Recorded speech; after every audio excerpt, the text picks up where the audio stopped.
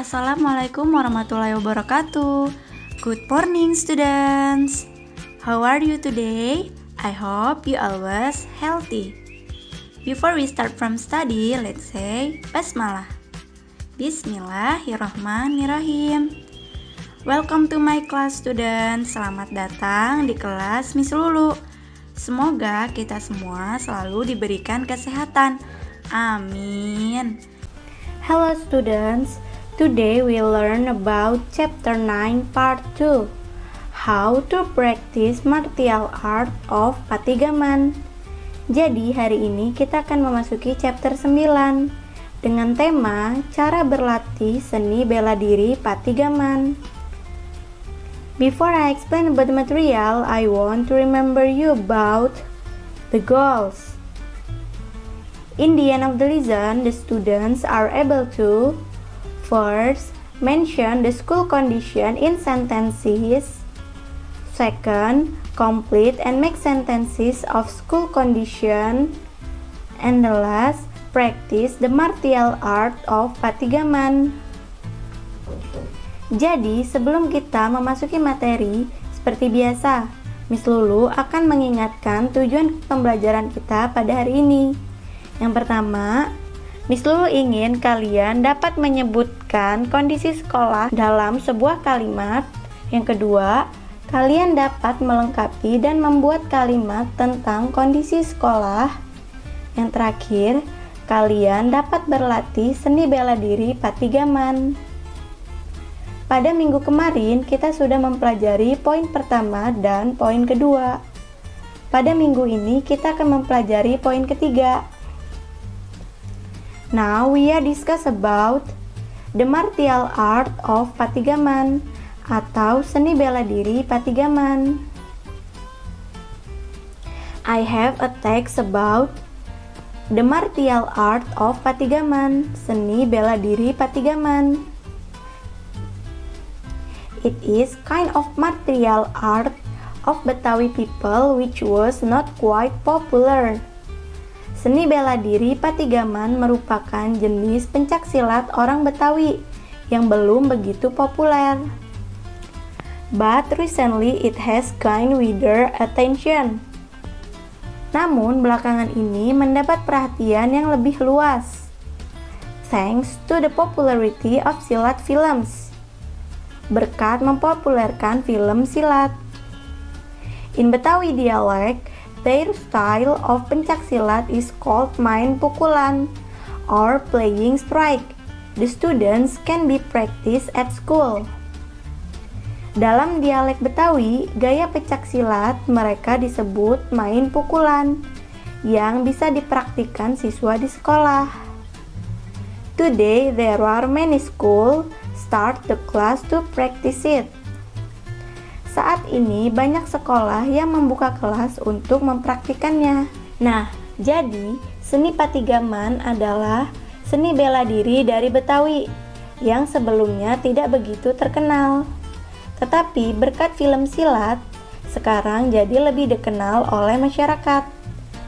Sekarang sudah banyak sekolah yang melatih siswanya untuk pencaksilat.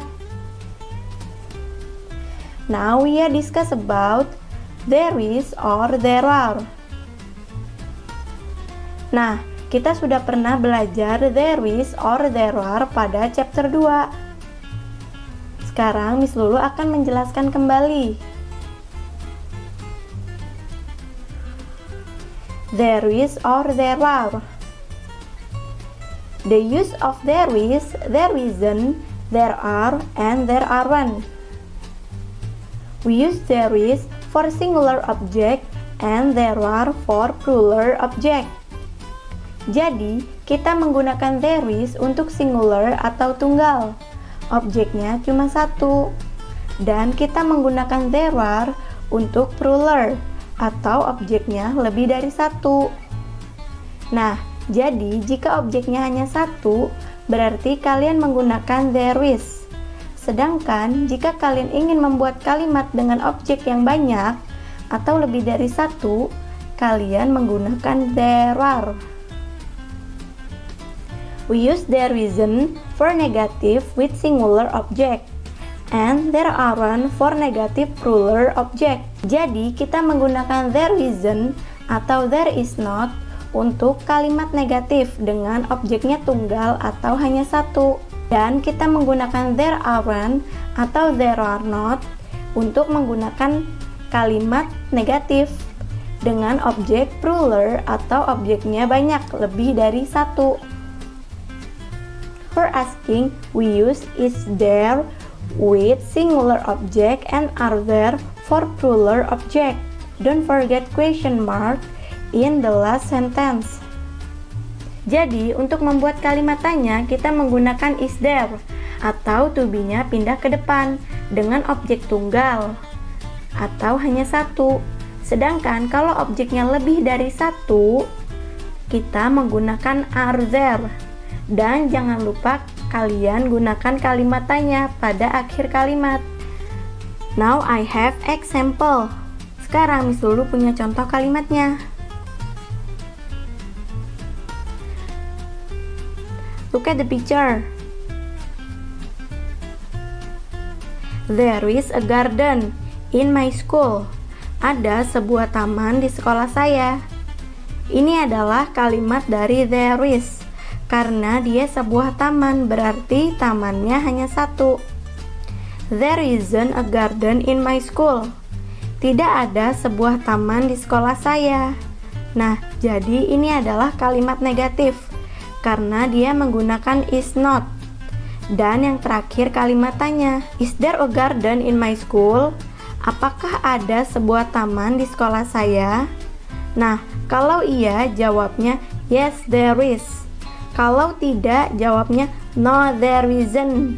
Paham ya? Look at the picture. Nah, coba kalian perhatikan gambar kedua. Kalau gambar yang pertama hanya sebuah taman, berarti ada satu taman. Nah, kalau gambar yang kedua ada banyak taman, berarti dia menggunakan there are.